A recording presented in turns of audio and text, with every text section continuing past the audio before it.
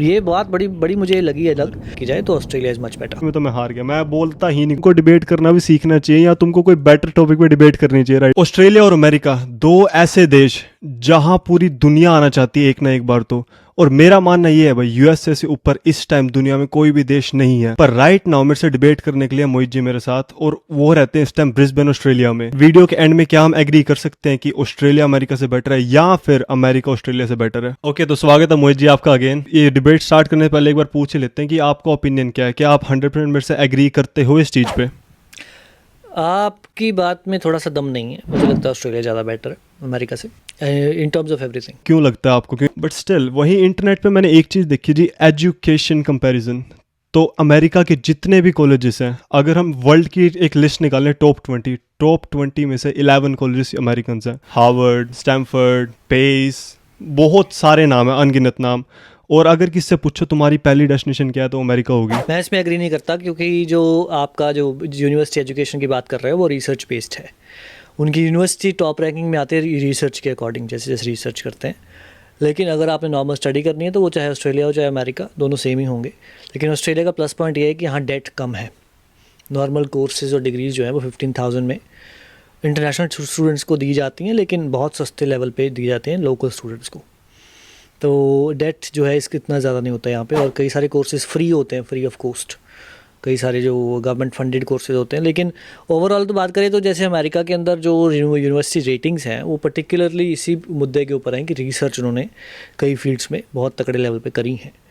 लेकिन अगर नॉर्मल आपने रिसर्च नहीं करनी तो चाहे जो अमेरिका हो चाहे ऑस्ट्रेलिया हो, फिर तो आपका कोस्ट मैटर करेगी ना कि आप कौन सी कोस्ट है आपकी। वैसे तो बाकी तो सब सेम ही है। पर अगर रिसर्च, अगर एक किसी ने एक बड़ा सोचना है, एक सपना उसका बड़ा है, तो रिसर्च मेरे हिसाब से उससे ज़्यादा इंपॉर्टेंट चीज़ तो है नहीं। क्योंकि अगर हम चलो इंडिया के हिसाब से देखें, वो तो चलो वहाँ तो रिसर्च और कुछ तो वो कंपैरिजन करने का फ़ायदा है नहीं। बट रिसर्च ही तो मेरे हिसाब से मेन चीज़ है। क्योंकि जितनी बड़ी बड़ी ये खोज हुई है, बेसिक न्यूक्लियर बॉम्ब का अपना बेसिकली रिसर्च यहाँ पे हुई थी, और उसके बाद जितनी बड़ी बड़ी बेसिकली रिसर्च आती हैं ज़्यादातर यहाँ बेसिकली अमेरिका से ही निकलती हैं। मैंने ऑस्ट्रेलिया की बहुत बेयरली कोई ऐसी चीज़ देखी कि किसी प्रोफेसर की थ्योरी आई कि हाँ उसने ये प्रूव करा, इस यूनिवर्सिटी प्रोफेसर ने। हाँ, इस मुद्दे पे कह सकते हो कि जो अमेरिका की यूनिवर्सिटीज़ हैं वो रिसर्च के ऊपर ज़्यादा फंड, क्योंकि उनका ऑलरेडी इन्वायरमेंट बहुत बड़ा है शुरू से ही। ऑस्ट्रेलिया, कनाडा वगैरह जब ये कंट्रीज़ ऊपर जा रही थी तब ऑस्ट्रेलिया जो अमेरिका ऑलरेडी इस्टेब्लिश्ड था। तो दुनिया के अंदर एक अमेरिका ऐसा इकलौती उस टाइम थी जगह जहाँ पे लोग जाके रिसर्च करते थे। तो इसलिए उनका जो इन्वायरमेंट रिसर्च का बहुत ज़्यादा बड़ा हो गया आहिस्ता आहिस्ता। लेकिन ऑस्ट्रेलिया और जो ऑस्ट्रेलिया जैसी कंट्रीज़ ऑलरेडी कई सारे फैक्टर्स फील्ड्स में रिसर्च कर चुकी हैं। प्रोमिनेंट रिसर्च तो अभी तक आई नहीं है कोई लास्ट 50 ईयर्स में से। बाकी नॉर्मल रिसर्चेज है वो तो चलती ही हैं।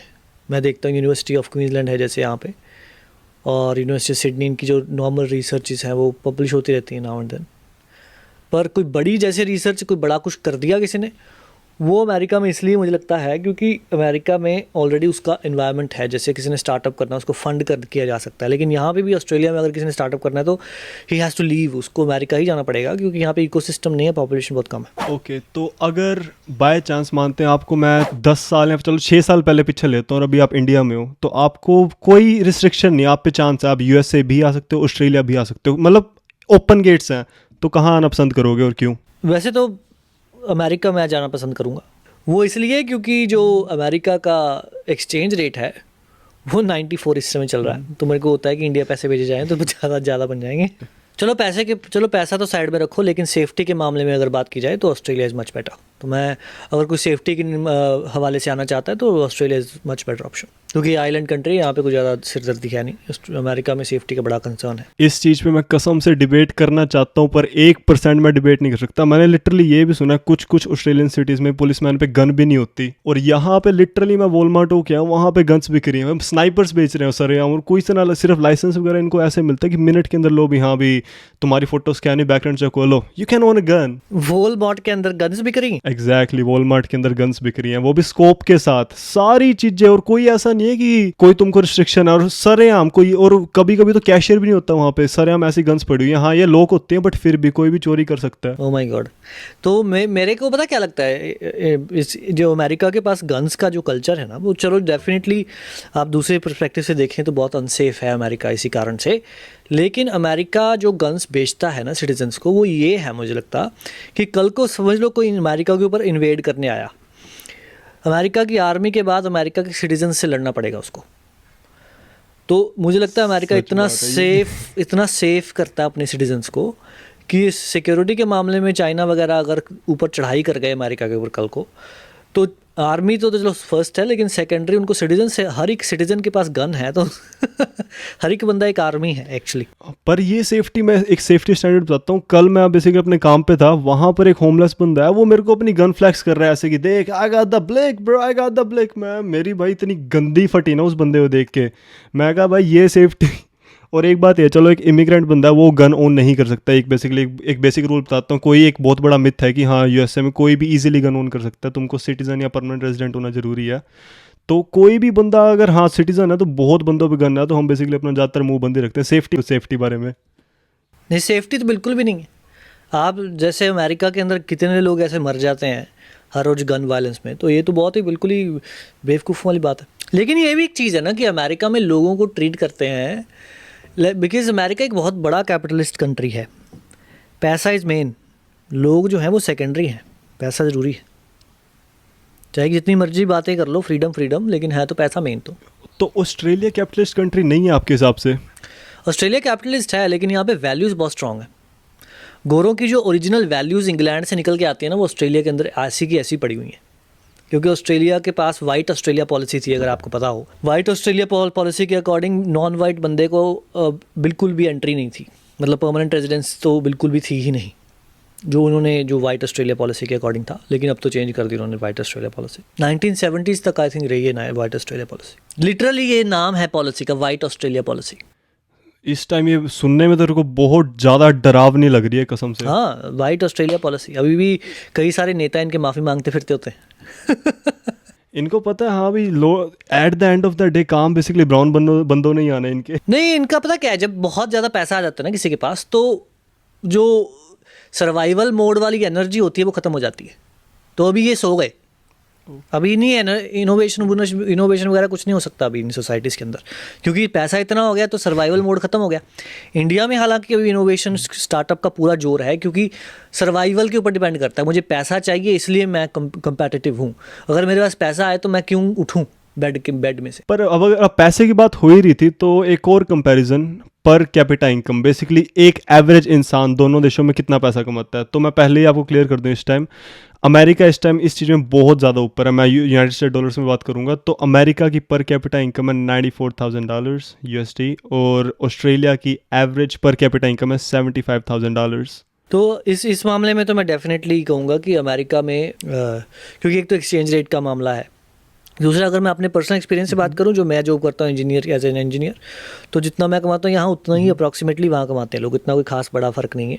लेकिन जो बड़ा फ़र्क आ जाता है वही है कि जो आपका अमेरिका के अंदर जो हेल्थ केयर सिस्टम है वो बिल्कुल जीरो की काइंड ऑफ है, लेकिन ऑस्ट्रेलिया के अंदर जो मेडिकेयर बेनिफिट्स मिलते हैं, फ्री हेल्थ केयर टाइप है, तो 80% वो कवर कर लेते हैं। अगर आपको कुछ होता है हॉस्पिटल्स में तो 80% के अराउंड गवर्नमेंट कवर करती है, उसको मेडिकेयर बोलते हैं। अमेरिका में मैंने सुना ऐसा कुछ नहीं है। तो एक ये फैक्टर है। दूसरा ये फैक्टर है कि इन्फ्लेशन एडजस्टेड, मुझे पता नहीं कि कितना इन्फ्लेशन है वहाँ पे। आप मेरे को बताइए दूध की बोतल कितनी है वहाँ पे, 2 लीटर की, 3 लीटर की? 1 गैलन यहाँ पर $7 की है, अमेरिकन डॉलर। गैलन कितना होता है? ऑस्ट्रेलिया के शायद 10, 1 गैलन मतलब 3 लीटर्स। तो कितने का हो गया? तो ऑस्ट्रेलिया के शायद $10 हो गए कुछ लमसम। तो ये सबसे बड़ा 3 इम्पैक्ट लीटर है। की फॉर दूध की एग्जांपल कीमत। आपने कहा $7 USD, राइट? यप। तो ऑस्ट्रेलिया के अंदर 3 लीटर की बोतल की मिल्क जो है $3 या $4 की है। तो ऐसे इन्फ्लेशन एडजस्ट यार। करें तो पता नहीं, मुझे लगता है ज़्यादातर तो जो मेन इम्पैक्ट है वो यही है कि डॉलर एक्सचेंज करा के अगर इंडिया भेजने हों तो उसमें बड़ा इम्पैक्ट पड़ता है, नहीं तो मुझे नहीं लगता कोई ज़्यादा इम्पैक्ट है। आपका रेंट कितना है? आपने रूम लिया हुआ रेंट पे या पूरा घर लिया हुआ रेंट पे? हमने घर लिया हुआ रेंट पे। कितने का है वो? 2 बेडरूम या 3 बेडरूम? है तो 2 बेडरूम। यार ये चीजें मैं तैयार होके आया था अच्छी तरह कि हाँ इस पॉइंट में तो मैं जीतूंगा। ये बेट नस पकड़ी आपने बेसिकली मेरी, जो मैं कुछ भी इस चीज़ का जवाब नहीं दे सकता। ओके बट फिर भी यहाँ पर 2 बेडरूम का रेंट $2100 भर रहे हैं हम बेसिकली। 2100 नहीं, बिजली वगैरह मिला के लाइक $2300, तो $2300 जा रहा है वो ऑस्ट्रेलिया का। हाँ, $3200। और अभी मैं मैनहट्टन में रह रहा हूँ, मैं दूर रह रहा हूँ सिटी से बहुत ज़्यादा। तो सिटी में तो बस मैं सिटी का प्राइस पूछे ही मत यार, मैं बेसिकली इस टाइम मैं क्विट करके चल दूँगा सिटी का प्राइस पूछा आपने तो। सिटी का क्या है? चलो बताओ तो सही।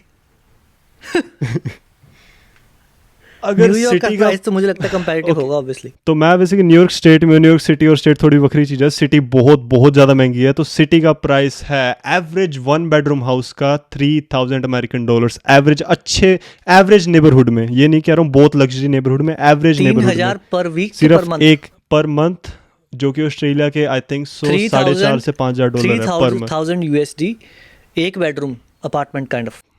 एक एक बेडरूम, वो भी इतना छोटा कि माचिस की डब्बे जितना होएगा। मैं मैनहट्टन की बात करूँ, मैं जहाँ मैं रह रहा हूँ वहाँ कुछ कुछ शांति है। 3,000 के आसपास हो गया, मतलब 600 नहीं 700 600 पर वीक, क्योंकि यहाँ पे 700 वीकली हिसाब लगता है, मंथली नहीं है यहाँ पे ऑस्ट्रेलिया में, तो वन मंथली करने में मुश्किल आ जाती वही है। 700 तो अप्रॉक्सीमेटली यहाँ पे जो रेंट है बेसिक, तो जो ऑस्ट्रेलिया में एवरेज जो 1 बेडरूम या 2 बेडरूम अपार्टमेंट होते हैं सिटी के अंदर, उनका जो एवरेज है वो अप्रॉक्सीमेटली होगा $600 पर वीक। तो 6 4 $2,400 AUD Australian dollars per month हो सकता है ऑन एवरेज रेंट। और ये मेजर सिटी में City बेसिकली के अंदर। Downtown basically. अगर मेरे को लगता है मेरा ना वीज़ा एक्सपायर होने वाला, अब सीधा अगला वीज़ा ऑस्ट्रेलिया का लगाना चाहिए मेरे को भाई। तो अभी अभी ऑन एवरेज Okay, अगर बात करें तो सबसे इंपॉर्टेंट जो इसमें इम्पैक्ट यही है कि अगर आपने इंडिया पैसे भेजने हैं तो USD is the best. US में जाके इंडिया में आपको 94-95 मिलेगा, यहाँ पे अप्रॉक्सीमेटली आपको 65-70 मिलेगा, बस ये फ़र्क है। चलो कुछ चीज़ में जीत रहा हूँ। ओके, बट इस चीज़ में मेरे को बहुत बहुत ज़्यादा कॉन्फिडेंस है, क्योंकि जो इससे अगली चीज़ आने वाली है उसमें तो मैं बेसिकली उसमें तो मैं क्विट कर दूंगा, मैं हारने वाला हूँ 100%। पर अभी इस चीज़ की बात करते हैं, लीगल पे रेट। तो अमेरिका का लीगल पे रेट है $17.50 एवरेज। बेसिकली हर स्टेट का डिफरेंट हो सकता है, न्यूयॉर्क का ज़्यादा, कैलिफोर्निया का ज़्यादा, कुछ स्टेट का कम है, बट एवरेज 17.5 USD है। तो ऑस्ट्रेलिया क्या पे रेट है? ऑस्ट्रेलिया 24 के अराउंड चल रहा है इस टाइम, $24 अराउंड चल रहा है। और यही है ऑस्ट्रेलिया की सबसे बड़ी चीज़ कि ऑस्ट्रेलिया में मेजॉरिटी जो सेक्टर्स हैं उनमें पे रेट जो है सेम है काइंड ऑफ। लोग आमदनी जो है लोगों की एकदम काइंड ऑफ सेम ही है, कोई ज़्यादा ब्रैकेट में फ़र्क नहीं है। ये नहीं है कि बहुत गरीब है और बहुत अमीर, ऐसे नहीं होता यहाँ पे ज़्यादा। तो बेसिकली 24 यूएस, जैसे मैं अपने लैपटॉप पे देख रहा हूँ इस टाइम, जो अगर अमेरिका में कन्वर्ट करें तो $17.5, $17.11, तो एकदम क्लोज है। और अगर ये ओवर टाइम देखें, ओवर टाइम तो शायद डबल होता है, राइट? हाँ, ओवर टाइम डबल, हाँ overtime double, and then weekends and public holiday triple. Public holiday यहाँ पर हमको भाई, जो मैंने देखे लोग काम करते हैं उनको $50 टिप मिल जाती है, सिर्फ इतना ही मिलता है यहाँ पर। काम का कल्चर इतना बुरा है ना। मैटरनिटी लीव औरतों को सिर्फ एक महीने ज़्यादा मैटरनिटी लीव मिलती नहीं है। लिटरली मैंने देखा है कि एक 7 मंथ प्रेग्नेंट एक औरत, बेसिकली एक वुमेन, काम करिए पोस्ट ऑफिस में। इतना ज़्यादा वर्क कल्चर, क्योंकि बिल्स इतने महंगे हैं। वैसे यार मैं अमेरिका की साइड से बोलना था, मैं अमेरिका के खिलाफ बोल रहा हूँ इस टाइम, बट हाँ थोड़ा है। बेसिकली महंगाई का भी इशू चल रहा है, और अभी ये वॉर हमने जो स्टार्ट करी है, इस टाइम गैस प्राइसेस बहुत ज़्यादा हो चुके हैं, पेट्रोल के प्राइसेस बेसिकली। मैं आपको एक तो ये एक इसमें फैक्टर में आप जीत सकते हो। अगर मैं आपको बोलूँ खूबसूरत कौन है ज़्यादा, दोनों में से सबसे सुंदर देश कौन है, उसमें आप जीत सकते हो। मैं ये चीज़ सोच रहा था, पर मैंने पता है ये पॉइंट ऐड क्यों नहीं करा, क्योंकि जो ऑस्ट्रेलिया कुछ शहर हैं बेसिकली वो बहुत ज़्यादा सुंदर हैं, पर वो बेसिकली ज़्यादातर कोस्टल एरियाज़ हैं, मतलब ज़्यादातर बीचेस वाले एरिया हैं। अगर हम तस्मानिया बोलते हैं उसको, राइट? अगर हम प्रोनाउंस सही कर रहा हूँ मैं, तो तस्मानिया मेरे मैंने देखा बहुत ज़्यादा सुंदर है। बट अमेरिका की, हाँ नहीं, अमेरिका में ऐसा है ना कि लैंडस्केप बहुत है। अगर आपने बीच देखनी है बीच भी मिलेगा, पहाड़ देखने पीक्स भी मिलेंगी आपको। अलास्का चले जाओ, वहाँ तो बहुत ही खूबसूरत है, ग्लेशियर्स वगैरह मिल जाएंगे आपको, स्वर्ग जैसा दिखता है। उसके बाद द बेस्ट जो उनमें से सबसे इंपॉर्टेंट चीज़ आ जाती है वो है कि आप कनाडा जा सकते हो बड़े आराम से। कनाडा में जाके अपनी खूबसूरती देख सकते हो, आपके बॉर्डर्स अटैच्ड हैं कनाडा में। उसके बाद आप साउथ में चले जाइए, नॉर्थ में, सब बहुत डिफरेंट लैंडस्केप्स आपको देखने को मिलते हैं। लेकिन ऑस्ट्रेलिया के अंदर सिर्फ बीचेस मिलेंगे आपको, थोड़े बहुत पहाड़ मिलते हैं, लेकिन वो ऊंचे पहाड़ नहीं है, ऐसे ही हैं, थोड़े बहुत लेक्स हैं, बीचेस हैं, लेकिन ज़्यादा कुछ आपको बोर हो जाते हो आप, मतलब ज़्यादा देर आप कितनी टाइम बीचें देख लोगे आप। तो देख लो गाइज, अगर तुम कभी डिबेट कर रहे हो, अगर दूसरा बंदा तुम्हारी साइड के सपोर्ट में बोल रहे हैं, मतलब तुमको डिबेट करना भी सीखना चाहिए, या तुमको कोई बेटर टॉपिक पे डिबेट करनी चाहिए, राइट? अगर दूसरा बंदा तुमको डिफेंड कर रहा है भाई। बट हाँ ठीक है, चलो एक पॉइंट मेरे को मिला जिससे मैं कुछ कह सकता हूँ। हाँ ठीक है, अमेरिका बहुत ज़्यादा सुंदर है। कुछ लोगों को ये मिसकंसेप्शन है कि हाँ यूएस सिर्फ एक बिल्डिंग्स है, न्यूयॉर्क सिटी, मैनहट्टन, ये वो। नहीं, यूएस बहुत ज़्यादा बड़ा है। बहुत सारी ऐसी चीज़ें हैं जो यूएस में अगर तुम घूमने जाओगे नहीं घूम पाओगे, अगर पूरी ज़िंदगी निकाल लो। पर एक चीज़ जो मैं पता नहीं क्यों मैंने ये ऐड करी, रेसिज्म, कि कौन से देश में स्पेशली इंडियन बंदे के लिए रेसिज्म ज़्यादा है।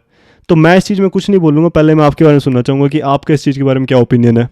रेसिज्म बढ़ाया जा रहा है ज़बरदस्ती। पहले नॉर्मल कम हो रहा था, रेसिज्म बहुत कम हो रहा था। स्पेसिफिकली क्योंकि मैं स्कूलों में काम करता हूँ तो मैंने देखा है अपनी आंखों से कि पिछले 4 सालों में रेसिज्म बहुत कम हो रहा था। मतलब फोर्सफुली जो रेसिस्ट चैनल्स थे उनको बंद कर रखा था बाइडेन एडमिनिस्ट्रेशन ने, ये मैंने नोट करा। अगर कोई थोड़ी भी कंप्लेंट कर देता था तो फेसबुक, मेटा वगैरह प्लेटफॉर्म्स उसको टेक डाउन कर देते थे 2 मिनट में। ये चीज़ें मैंने देखी थी पहले होते हुए अपनी आंखों से कि रेसिज्म बहुत कम हो रहा था, और कंपेयर टू कि जब मैं आया था उसके बाद आहिस्ता आहिस्ता बहुत फ़र्क पड़ रहा था। लेकिन पिछले साल से एकदम से ऐसा पुश आया कि रेसिज्म जो है स्पेसिफिकली अगेंस्ट इंडियंस बहुत पीक पे पहुंच गया। और मुझे पता नहीं कि अमेरिका में क्या चल रहा है क्या नहीं चल रहा, लेकिन यहाँ पे तो ऐसे नहीं है कि लोग सारे रेसिस्ट घूम रहे हैं, लेकिन मेजॉरिटी तो ऑब्वियसली नॉर्मल लोग होते हैं, अच्छे लोग होते हैं। लेकिन फिर भी कुछ ऐसे संगठन बन गए हैं जो कहते हैं कि जी इंडियंस को बाहर निकालो फ़ौरन, हमें नहीं चाहिए, हम तो देखना भी नहीं चाहते इन लोगों को। लेकिन ओवरऑल देखें, मैं बात करूँ तो ऑस्ट्रेलिया जो है अप्रॉक्सीमेटली 45% मल्टी कल्चरल है। यहाँ पे ये है। आप अभी अमेरिका का बताइए मेरे को। ओके, तो सबसे पहले एक अमेरिका की, चलो मैं उन्होंने डिफेंड करा, मैं बेसिकली अपने आप को डिफेंड करता हूँ। तो अगर मैं एक बात बोलूँ, रेसिज्म का अगर एक इन्वेंटर बोलेंगे ना तो वो भी अमेरिका ही है। एन वर्ड इन्होंने डिस्कवर करा, इंडियंस के प्रति रेसिज्म भी इन्होंने स्टार्ट करा, और बेसिकली रैलीज इन्होंने निकाली। तो रेसिज्म तो भाई अमेरिका, मेरे हाथ ऐसे खड़े हैं कि मैं कुछ बोल ही नहीं सकता इस बारे में। और दूसरी बात है, जैसे कि आपने ये बोला कि पिछले साल से यहाँ पर एक चेंजेस आ रहे हैं, तो इसका एक मैं बेसिक रीज़न देता हूँ, एक पॉलिटिकल रीज़न है। तो जब बेसिकली ट्रंप के आने से पहले की बात है बेसिकली ये, तो जब उसकी कैंपेन चल रही थी तो उसने क्या करा था, उसने एंटी इमिग्रेंट पॉलिसीज चलाई थी अपनी, एक एंटी इमिग्रेंट एजेंडा फैलाया था। तो उस time basically border crossing USA में बहुत ज़्यादा हो रही थी। तो उसने सरकार, जो उस टाइम करंट सरकार थी बाइडेन सरकार, तो उसने उसको डिफेम करना था। उस पर सारा पैसा उसके कंट्रोल में थी चीज़ें, तो उस करके उसने ऑनलाइन ऐसा एजेंडा फैलाया कि इमिग्रेंट्स खतरनाक हैं अमेरिका, और वो चीज़ बढ़ती गई, वायरस की तरह बढ़ती गई। तो उस करके रेसिज्म अब बढ़ चुका है। और अब तो बेसिकली अगर किसी ने वायरल होना है भाई, किसी भी कम्युनिटी को, ये नहीं कह रहा इंडियन कम्युनिटी को, तुम उल्टा बोल दो, हाँ हो जाएगा भाई, तुम वायरल हो जाओगे, तुमको लोग फॉलो करेंगे इस टाइम। और दूसरी बात है, ऑस्ट्रेलिया में भी देखो, मैंने कुछ चीज़ें देखी हैं कि हाँ, अगर ऑस्ट्रेलिया में रेसिज्म मैंने किसी और कम्युनिटी के प्रति नहीं देखा इतना, जितना मुस्लिम और ब्राउन स्किन जो कि इंडियंस के प्रति मैंने देखा है। क्योंकि और अब ऑस्ट्रेलिया में बेसिकली चाइनीज़ बहुत ज़्यादा हैं, पर मैंने कभी ये नहीं देखा कि ये आके एक चाइनीज़ आउट ऑफ ऑस्ट्रेलिया। ये आपने पॉइंट बड़ा अच्छा उठाया। इसके ऊपर तो स्पेसिफिक एक मैं आपको बात बताना चाहता हूँ। जो चाइना है ना, वो सॉफ्ट पावर बन चुका है दुनिया के अंदर। वो इसलिए क्योंकि जो के पॉप का इनका ड्रामा है ना, उसने ऐसी इमेज बनाई है यंगस्टर्स के अंदर अपनी मूवीज़ के जरिए या अपनी फिल्मों के जरिए, कि वो कहते हैं कि जी हमें सिर्फ और सिर्फ चाइनीज़ लड़का, मतलब उनकी जैसा दिखने वाला, एशियन दिखने वाला लड़का और लड़की चाहिए। ये एक बहुत इंपॉर्टेंट मैंने चीज़ देखी है, क्योंकि मेरा काम होता है कि एज अ फायरवॉल मैं देखता हूँ कि बच्चे क्या देख रहे हैं स्कूलों के अंदर, क्योंकि मेरा काम है ये सब कुछ। तो मैं देखता हूँ कि उनके अंदर एक जो एशियन स्किन है या एशियन रेस है, उसको लेके बहुत ही बड़ा ऑब्सेशन है। ये बात बड़ी मुझे लगी है अलग, कि सारे लोग ये चाहते हैं कि उनका जो बॉयफ्रेंड या गर्लफ्रेंड हो वो एशियन हो। और ये बहुत बड़ी चीज़ है, मतलब उसको देख के उनको प्यार उमड़ रहा है एशियन को देख के। तो ये चीज़ डेफिनेटली, ये उनका सॉफ्ट पावर जो बहुत आगे चला गया है, वो फिल्मों के जरिए है। दूसरा, कई सारे फैशन इंडस्ट्री के जरिए भी होता है ये चीज़। कोरियन ड्रामा है ना, के पॉप, वही। अब ये एशियन स्किन बेसिकली, हाँ मतलब चाइनीज से मेरा मतलब एशिया से ही था कि आपको एक और बात कोई बताता डम हूँ, ना जितने भी समझे, आप हमने शोरूम के में देख बोला। लेंगे, आपको H&M के शोरूम में चले जाइए, पता नहीं वहाँ तो पता नहीं ऑस्ट्रेलिया के अंदर H&M के शोरूम हो गए, आपके कॉटन ऑन के शोरूम हो गए। ये सब शोरूम्स के अंदर कोरियन लड़कों को दिखाया जाता है या लड़कियों को दिखाया जाता है। कोरियन मतलब ऐसे पोर्ट्रे किया जाता है। उससे पता चलता है कि सॉफ्ट पावर क्या होता है, कि पेनिट्रेशन होती है ना, कि सोसाइटी के अंदर रेस कौन सी आगे जा रही है। तो उसमें जो कैंटनीज लोग हैं, जो चाइनीज़ हैं या आप लोग एशियन लुकिंग कह लीजिए, वो बहुत आगे चल रहे हैं। और ब्लैक्स का तो उन्होंने सही किया है। फॉर एग्जांपल ब्लैक्स जो हैं वो इंडियन से बेटर हैं रेस के मामले में, मतलब ऑनलाइन उनका जो इतना ज़्यादा उनका बदनामी नहीं है, वो इसीलिए है क्योंकि उनका जो मूवीज़ में दिखाया गया उनको ना, क्योंकि जो भी आप मूवीज़ में देखते हो, आपको मूवीज़ में कभी इंडियंस नहीं दिखेंगे। जितनी मर्जी मूवीज़ उठा के देख लो आप अमेरिका की, कौन है इंडियन वहाँ पे? अगर कोई इंडियन है भी तो उसको फ़नी वे में लिया जाएगा। तो वहाँ से अगर वो वहाँ पर इंडियंस को शुरू करते हैं लाना सिनेमा के अंदर, तब इमेज सुधर सकती है। दुनिया में रेसिज्म बहुत कम हो गई यंगस्टर्स के अंदर, वो इसलिए हो गई क्योंकि उन्होंने मूवीज़ के अंदर सारे तरह के करैक्टर देखे हैं। चाइनीज़ लुकिंग भी देखे हैं, काले भी देखे, गोरे भी देखे, हर तरीके का बंदा उन्होंने देखा है। तो इससे ऑब्सेशन खत्म हो जाती है, मूवीज़ से बहुत फ़र्क पड़ता है। लेकिन इंडियन बंदा आपको कोई नहीं मिलेगा। बट चलो वही बात है बेसिकली, अगर तुमको पैसा कमाना है तो भाई हाँ यूएसए में पैसा बहुत ज़्यादा है, अगर एक समरी दे दें। पर अगर तुमको और अपनी लाइफ थोड़ी सी एक शांति प्रिय लाइफ चाहिए और क्राइम से थोड़ा दूर रहना है और तुमने रिसर्च नहीं करनी, तो ऑस्ट्रेलिया बहुत सुंदर है यार। एग्जैक्टली सही बताऊँ तो। और तुमको वेदर का कोई प्रॉब्लम नहीं है, क्योंकि अभी इस टाइम मैं बताऊँ गर्मियों का मौसम, और कुछ नहीं पता, मैं बीमार था 2 दिन पहले। लिटरली भाई अभी 6 डिग्री सेल्सियस है, और कल अभी राइट नाउ 6 डिग्री सेल्सियस है, और कल हमारा टेम्परेचर था 40 डिग्री सेल्सियस। मतलब इतना जंप होता है। बट एनीवेज मोहित जी बहुत बहुत धन्यवाद आपका। और मैं इस टाइम वेट कर रहा हूँ कि महाभारत कब रिलीज होएगा। बेसिकली बहुत ज़्यादा सस्पेंस क्रिएट हो गई, है कौन भाई, कौन कल्प्रिट है? नहीं है महाभारत के दिन मिलते हैं, फिर देखते हैं क्या होता है।